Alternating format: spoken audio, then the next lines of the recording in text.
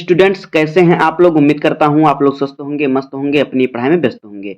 दोस्तों आज के वीडियो में हम क्लास 12 हिंदी का 2026 का पेपर सॉल्व करेंगे। जो पेपर हमारे 18 फरवरी की बोर्ड एग्जाम में पूछा जाएगा। तो आज के वीडियो के लिए मोस्ट इंपॉर्टेंट, अगर आप वीडियो पर नए तो वीडियो को लाइक कर दीजिए, चैनल पर नए हैं सब्सक्राइब कर दीजिए, बेल आइकन को प्रेस कर दीजिए, क्योंकि बोर्ड एग्जाम के हर इंपॉर्टेंट टॉपिक का वीडियो आपको इस चैनल पर डेली मिलता रहेगा। तो देखिए समय हमारा होता है 3 घंटे 15 मिनट का और पूर्णांक हमारा होता है 100 नंबर का। देखिए हमें कुछ नोट में दिया है, पहले हम नोट को ध्यान से पढ़ेंगे, उसके बाद पेपर को सॉल्व करेंगे, क्योंकि उसी के अनुसार हमें पेपर को सॉल्व करना रहता है। तो देखिए नोट में हमें दिया है कि प्रारंभ के 15 मिनट परीक्षार्थियों को प्रश्न पत्र पढ़ने के लिए निर्धारित हैं। यानी जो शुरुआत का 15 मिनट है उसमें आपको प्रश्न पत्र को पढ़ना है और 3 घंटे में आपको पेपर को सॉल्व करना होता है। दूसरा है, इस प्रश्न पत्र में 2 खंड हैं, दोनों खंडों के सभी प्रश्नों के उत्तर देना आवश्यक है। खंड का और खंड खा है, दोनों खंडों को आपको सॉल्व करना है। देखिए खंड का में हमारा प्रश्न संख्या 1 जो है क्या है, बहुविकल्पीय प्रश्न है। तो देखिए प्रश्न संख्या 1 और प्रश्न संख्या 2 जो होगा बहुविकल्पीय प्रकार का प्रश्न होगा। प्रश्न संख्या 1 में 5 बहुविकल्पीय प्रश्न होंगे जो कि हिंदी गद्य साहित्य के इतिहास से होंगे, और प्रश्न संख्या 2 में 5 बहुविकल्पीय प्रश्न होंगे जो कि हिंदी पद्य साहित्य के इतिहास से होंगे। तो आइए प्रश्न संख्या 1 का वाला क्वेश्चन देखते हैं क्या है। देखिए क्या वाला क्वेश्चन हमारा क्या है, हिंदी गद्य साहित्य में 1918 से 1938 ईस्वी तक के काल को किस नाम से अभिनिहित किया गया है। पहला ऑप्शन है शुक्ल युग, दूसरा ऑप्शन है शुक्लियोत्तर युग, तीसरा ऑप्शन है द्विवेदी युग और चौथा ऑप्शन है इनमें से कोई नहीं। तो देखिए इसका राइट आंसर हमारा हो जाएगा शुक्ल युग। तो यहाँ पे हमारा ऑप्शन नंबर ए सही हो जाएगा, पहला शुक्ल युग। उसके बाद देखिए खा वाला क्वेश्चन है, कहानी विधा का उदाहरण है। पहला ऑप्शन है गरुड़ ध्वज, दूसरा ऑप्शन है अपना अपना भाग्य, और तीसरा ऑप्शन है आन का मान, और चौथा ऑप्शन है राज मुकुट। तो देखिए इसका राइट आंसर हो जाएगा अपना अपना भाग्य। तो यहाँ पे हमारा ऑप्शन नंबर दूसरा सही हो जाएगा। उसके बाद देखिए गा वाला क्वेश्चन है कि भारतेंदु के सहयोगी थे। पहला ऑप्शन है हजारी प्रसाद द्विवेदी, दूसरा ऑप्शन है वियोगी हरि, और तीसरा ऑप्शन है बालकृष्ण भट्ट, और चौथा ऑप्शन है शिवपूजन सहाय। देखिए इसका राइट आंसर हो जाएगा बालकृष्ण भट्ट। तो इसका देखिए यहाँ पे हमारा ऑप्शन नंबर तीसरा से हो जाएगा। उसके बाद देखिए अगला क्वेश्चन है, घा वाला क्वेश्चन हमारा है कि किस रचनाकार के निबंध प्रायः संस्मरणात्मक हैं। पहला ऑप्शन है महादेवी वर्मा, दूसरा ऑप्शन है अमृत राय, तीसरा ऑप्शन है जैनेन्द्र कुमार, और चौथा ऑप्शन है डॉक्टर रामविलास शर्मा। तो देखिए इसका राइट आंसर हो जाएगा महादेवी वर्मा। तो यहाँ पे हमारा ऑप्शन नंबर पहला सही हो जाएगा। उसके बाद देखिए हमारा 5वां क्वेश्चन है, राजा शिव प्रसाद सितारे हिंद की रचनाओं की भाषा शैली है। पहला ऑप्शन है उर्दू प्रधान, दूसरा ऑप्शन है ब्रज भाषा का पुटलिए, और तीसरा ऑप्शन है अंग्रेजी प्रधान, और चौथा ऑप्शन है फारसी प्रधान। तो देखिए इसका राइट आंसर हो जाएगा उर्दू प्रधान। तो यहाँ पे हमारा ऑप्शन नंबर पहला सही हो जाएगा। ये देखिए इस प्रकार से हमारे 5 क्वेश्चन हो गए हिंदी गद्य साहित्य के इतिहास से।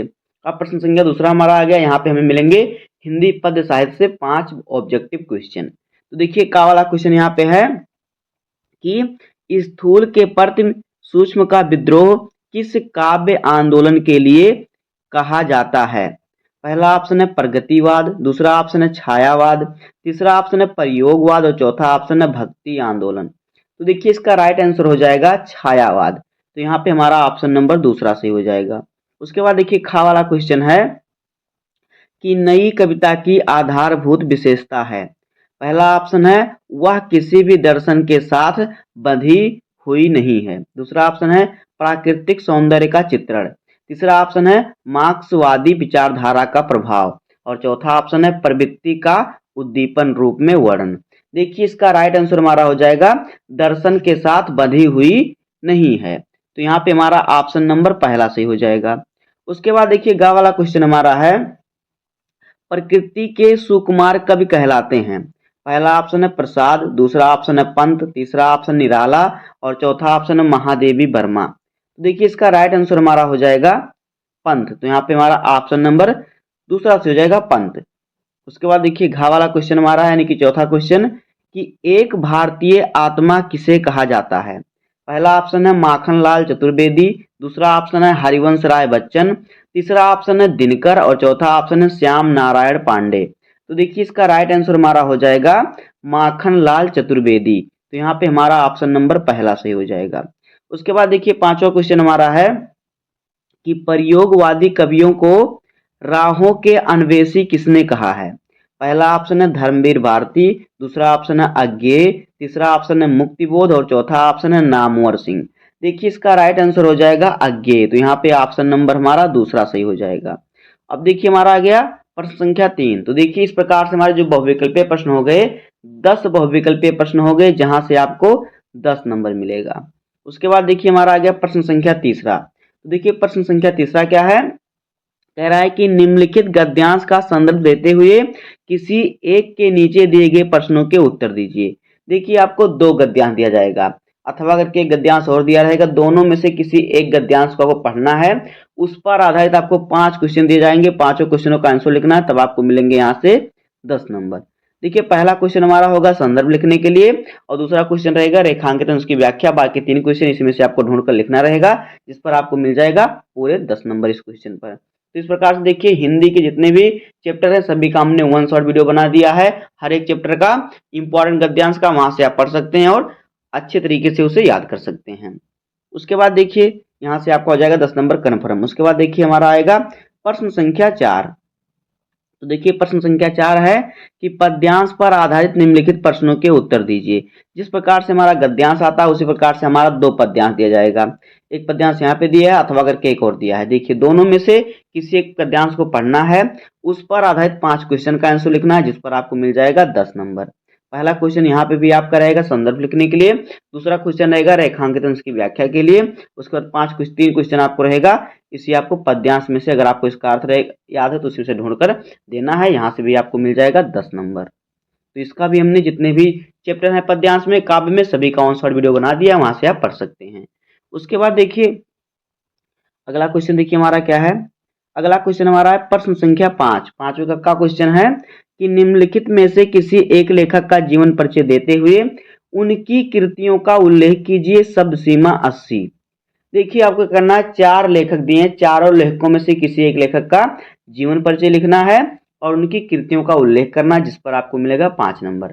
3 नंबर आपको मिलेगा जीवन परिचय पर और 2 नंबर आपको मिलेगा उनकी कृतियों पर, जहां से आपको मिलेगा पूरे 5 नंबर। तो देखिए हमें कौन कौन से लेखकों का नाम दिया हुआ है यहाँ पे देखिए। पहले लेखक हैं जैनेन्द्र कुमार, दूसरे हैं हजारी प्रसाद द्विवेदी, तीसरे हैं डॉक्टर एपीजे अब्दुल कलाम और चौथे हैं हरिशंकर परसाई। तो इन चारों लेखकों में से किसी एक लेखक का जीवन परिचय लिखना और कृतियां लिखना है, जिस पर आपको मिल जाएगा पूरे 5 नंबर। उसके बाद देखिए पांचवे का खा वाला क्वेश्चन क्या है। खा वाला क्वेश्चन है कि निम्नलिखित में से किसी एक कवि का जीवन परिचय देते हुए उनकी कृतियों का उल्लेख कीजिए। शब्द सीमा 80 शब्द। तो जिस प्रकार से आपको लेखक का जीवन परिचय पूछता है उसी प्रकार से आपको कवि का जीवन परिचय भी पूछता है। तो देखिए यहाँ पर भी हमें दिए हैं 4 कवि। पहले हैं भारतेंदु हरिश्चंद्र, दूसरे हैं सुमित्रानंदन पंत, तीसरे हैं महादेव वर्मा और चौथे हैं अज्ञेय। तो यहाँ पे देखिए इन चारों कवियों में से किसी एक कवि का आपको जीवन परिचय लिखना है, जिस पर आपको मिल जाएगा 3 नंबर और रचना का उल्लेख करना है, जिस पर आपको मिल जाएगा 2 नंबर। तो यहाँ से भी आपको मिल जाएगा 5 नंबर, यानी कि पांचवें क्वेश्चन पर आपको मिलेगा 10 नंबर। कितना नंबर? 10 नंबर। 5 नंबर आपको मिलेगा लेखक के जीवन परिचय पर, 5 नंबर मिलेगा कवि के जीवन परिचय पर। इसके बाद हमारा आ गया प्रश्न संख्या 6। तो देखिए प्रश्न से हमारा है कि कहानी के तत्वों के आधार पर खून का रिश्ता अथवा लाठी कहानी की समीक्षा कीजिए। शब्द सीमा 80 शब्द। अथवा करके दिया है बहादुर कहानी के प्रमुख पात्र का चित्रण कीजिए। तो देखिए आपको बहादुर और पंचलाइट कहानी पढ़ लेना, यहीं से आपका बढ़िया में पूछेगा, यहाँ से आपको 5 नंबर मिल जाएंगे। या तो पूछेगा किसी का उसमें चित्रण या फिर कहानी का सारांश पूछता है, तो आपको बहादुर और पंचलाइट कहानी पढ़ लेना, बस आपको कुछ नहीं पढ़ना है। उसके बाद देखिए हमारा आ गया प्रश्न संख्या 7 क्या आएगा। इसमें आपको पूछेगा स्वपठित खंड काव्य के आधार पर निम्नलिखित प्रश्नों में से किसी एक प्रश्न का संक्षिप्त उत्तर दीजिए। शब्द सीमा 80 शब्द, यानी 80 शब्दों में किसी एक प्रश्न का उत्तर देना। देखिए जो स्वपठित खंड काव्य होता है ये आपको अपने जिले के अनुसार लिखना रहता है। आपके जिले में कौन सा खंड काव्य आएगा, आप इसको अगर आप हमारे चैनल के हिंदी की इम्पोर्टेंट प्लेलिस्ट में जाएंगे तो वहां पर आपको मिल जाएगा कि आपके जिले में कौन सा खंड काव्य आएगा, वहां से आप देख कर वही आप पढ़ लीजिए, वहां से आपका 5 नंबर कन्फर्म हो जाएगा। उसके बाद देखिए अगला हमारा आ गया खंड खा। तो देखिए खंड खा में हमारा जो है प्रश्न संख्या 8वें का क्या कह रहा है। देखिए कह रहा है हमारा 8वें का क्वेश्चन, निम्नलिखित संस्कृत गद्यांश का संदर्भ सहित हिंदी में अनुवाद कीजिए। देखिए हमें संस्कृत के 2 गद्यांश दिए हैं, दोनों में से किसी एक गद्यांश का आपको संदर्भ लिखना है जिस पर आपको मिल जाएगा 2 नंबर, और हिंदी में अनुवाद करना है जिस पर आपको मिल जाएगा 5 नंबर। इस प्रकार से यहाँ से आपको मिल जाएंगे 7 नंबर। तो देखिए हिंदी के जितने भी संस्कृत वाले खंड के चैप्टर हैं सभी का हमने हिंदी में अनुवाद सरल तरीके से बता दिया है। आप हमारे चैनल के प्लेलिस्ट में जाकर वहां से आप देख सकते हैं और इसको याद कर सकते हैं। यहाँ से आपका 7 नंबर हो जाएगा कन्फर्म। उसके बाद देखिए अगला क्वेश्चन है खा वाला क्वेश्चन, कि निम्नलिखित श्लोकों का हिंदी में संदर्भ सहित हिंदी में अनुवाद कीजिए। देखिए जो हमारा श्लोक, हमें 2 श्लोक दिए जाएंगे, दोनों में से किसी एक श्लोक का संदर्भ लिखना है, हिंदी में अनुवाद करना है। तो देखिए ये श्लोक आपको सुभाषित रत्नान चैप्टर से पूछे जाएंगे, तो दोनों में से किसी एक श्लोक का आपको क्या करना है, संदर्भ लिखना है जिस पर आपको मिलेगा 2 नंबर, हिंदी में अनुवाद करना है जिस पर आपको मिलेगा 5 नंबर। तो यहाँ से भी आपको मिल जाएगा 7 नंबर, यानी कि प्रश्न संख्या 8 पर आपको मिलेंगे 14 नंबर। तो इसको अभी इस चैप्टर का भी हमने सबसे सरल तरीके से हिंदी में अनुवाद बताया और संदर्भ बताया, वहां से आप पढ़ सकते हैं, बहुत ही सरल तरीका है। उसके बाद देखिए इसको आपको कहाँ से मिलेगा, इसका जो मैं सभी का सोल्यूशन बता रहा हूँ ये आपको हमारे चैनल पर जाएंगे, आप प्ले लिस्ट में जाएंगे, वहां पर आपको हर सब्जेक्ट का इंपॉर्टेंट टॉपिक का प्ले लिस्ट बना है, वहां से आप पढ़ सकते हैं। अब देखिए हमारा आ गया प्रश्न संख्या 9। तो प्रश्न संख्या 9 हमारा देखिए क्या है, कह रहा है निम्नलिखित में से किन्हीं 2 प्रश्नों का संस्कृत में उत्तर दीजिए। देखिए आपको संस्कृत के 4 प्रश्न दिए जाएंगे, चारों में से 2 प्रश्न का उत्तर आपको लिखना है, जहां से आपको मिलेगा 4 नंबर, हर प्रश्न पर आपको मिलेगा 2 नंबर। उसके बाद देखिए हमारा आ गया प्रश्न संख्या 10। 10वें का क्वेश्चन है, भयानक रस अथवा अद्भुत रस की परिभाषा लिखकर उसका उदाहरण दीजिए। देखिए भयानक रस या फिर अद्भुत रस, दोनों रस में से किसी एक रस का परिभाषा लिखना है और उसका उदाहरण लिखना है, इस पर आपको मिलेगा 2 नंबर। उसके बाद देखिए खा वाला है, अनुप्रास अलंकार अथवा अथवा अनुन्नय अनुन्नय क्या है अलंकार की परिभाषा उदाहरण सहित दीजिए। तो इन दोनों में से भी आपको किसी एक अलंकार का परिभाषा लिखना, उदाहरण देना, यहाँ से भी आपको मिल जाएगा 2 नंबर। उसके बाद देखिए गा वाला है, चौपाई छंद अथवा कुंडलिया छंद की परिभाषा उदाहरण सहित लिखिए। तो आप या तो चौपाई छंद का लिखिए या फिर कुंडलिया छंद का, दोनों में से आप किसी एक का लिखिएगा, यहाँ से भी आपको मिल जाएगा 2 नंबर। अब देखिए आ गया प्रश्न संख्या 11। तो देखिए 11 नंबर प्रश्न है कि निम्नलिखित में से किसी एक विषय पर निबंध लिखिए। तो देखिए निबंध आपका 9 नंबर का है, कितने नंबर का, 9 नंबर का, 250 शब्दों में आपको लिखना है। तो देखिए आपको 4 टॉपिक दिए हैं निबंध के, आतंकवाद समस्या और समाधान, एक रोमांचक बस यात्रा, मेरा प्रिय उपन्यासकार प्रेमचंद, शिक्षा में खेलकूद का स्थान। चारों में से किसी एक टॉपिक पर आपको निबंध लिखना है, यहाँ से आपको मिलेगा 9 नंबर। निबंध लिखने का सही तरीका क्या है, कैसे निबंध लिखना है, हिंदी के जितने भी निबंध हैं लगभग से 80 निबंध हमने बनाकर उसका वीडियो प्लेलिस्ट बना दिया है, वहां से आप पढ़ सकते हैं, बहुत से बच्चे वहां से पढ़ाई कर रहे हैं, यहाँ से आपका 9 नंबर कन्फर्म हो जाएगा, और 9 नंबर आपका कम नहीं होता, बहुत ज्यादा होता है। उसके बाद देखिए हमारा आ गया प्रश्न संख्या 12। तो 12वें का पहला क्वेश्चन है, नयनम का संधि विच्छेद होगा। तो देखिए ये आपका बहुविकल्पी में पूछेगा। आ ऑप्शन है ने प्लस अनम, बी ऑप्शन है बा ऑप्शन है नए प्लस अनम, और सा ऑप्शन है नए प्लस अनम, और फिर दा ऑप्शन है नए प्लस नम। देखिए इसका राइट आंसर जो हमारा हो जाएगा ए हो जाएगा ने प्लस क्या हो जाएगा, नए प्लस नम, यानी कि नैनम, यानी कि यहाँ पे हमारा ऑप्शन नंबर आ सही हो जाएगा। उसके बाद देखिए दूसरा है कि उल्लेख का संधि विच्छेद होगा। तो देखिए आ वाला है उ प्लस लेख, बा है उत प्लस लेख, और सा है उल्ले प्लस खा, और दा ऑप्शन है उ प्लस लेख। तो देखिए इसका राइट आंसर हो जाएगा, इसका राइट आंसर जो हमारा हो जाएगा उत प्लस लेख। तो यहाँ पे हमारा ऑप्शन नंबर दूसरा सही हो जाएगा, बा वाला। उसके बाद देखिए तीसरा है हरीश सेते का संधि विच्छेद होगा। तो देखिए सॉरी, हरीश सेते में संधि विच्छेद होगा, यानी इसका संधि क्या होगा आप पूछ रहा है। तो देखिए आ ऑप्शन है व्यंजन संधि, बा ऑप्शन है विसर्ग संधि, सा ऑप्शन है स्वर संधि, और दा ऑप्शन है यण संधि। तो देखिए इसका राइट आंसर हो जाएगा विसर्ग संधि। तो यहाँ पे हमारा ऑप्शन नंबर बा सही हो जाएगा। उसके बाद देखिए खा वाला क्वेश्चन है कि निम्नलिखित में से किसी एक का विग्रह करके समास का नाम लिखिए। देखिए आपको 4 दिए हैं, 4 आपको वर्ड दिए हैं, चारों वर्ड में से किसी एक वर्ड का आपको समास विग्रह करना है और समास का नाम लिखना है, जिस पर आपको मिलेगा 2 नंबर। तो पहला है चंद्रशेखर, यानी कि चंद्र है शिखर पर जिसके, यानी कि जिसके शिखर पर, जिसके सिर पर चांद है। अर्थात कि भगवान शिव, शंकर जी के सिर पर चांद है, तो इसका जो समास विग्रह होगा हो जाएगा चंद्र है शिखर पर जिसके, अर्थात कि भगवान शिव। और यहाँ पे होगा बहुब्रीहि समास। क्या होगा? यहाँ पे हो जाएगा बहुब्रीहि, बहुब्रीहि समास। पहले में बहुब्रीहि समास हो जाएगा और इसका समास विग्रह हो जाएगा चंद्र है शिखर पर जिसके। उसके बाद देखिए बा वाला है, यहाँ पर सिर्फ आपको एक ही करना है, लेकिन मैं आपको चारों बता दे रहा हूँ। बा वाला है घनश्यामा। तो देखिए घनश्यामा यानी घन के समान श्याम, यानी बादल के समान श्याम, यानी कि श्री कृष्ण की उपमा दी गई है। घन का अर्थ था बादल, तो बादल के समान श्याम, तो यहाँ पे हो जाएगा अर्थात कि श्री कृष्ण की उपमा दी, किसकी? श्री कृष्ण की, श्री कृष्ण की उपमा दी गई है। तो यहाँ पर भी हमारा हो जाएगा बहुब्रीहि समास। क्या हो जाएगा? हो जाएगा बहुब्रीहि समास, यानी पहले और दूसरे में हमारा हो जाएगा बहुब्रीहि समास। उसके बाद देखिए दूसरा है यथाशक्ति। तो देखिए यथाशक्ति का समास विग्रह क्या होगा? यथाशक्ति का समास विग्रह होगा शक्ति के अनुसार। क्या हो जाएगा? इसका हो जाएगा देखिए शक्ति के अनुसार, शक्ति के अनुसार, ये हो जाएगा इसका समास विग्रह। और इसमें देखिए समास क्या होगा? इसमें समास होगा अव्ययी भाव समास। क्या हो जाएगा? अव्ययी भाव समास, इसमें ये समास हो जाएगा।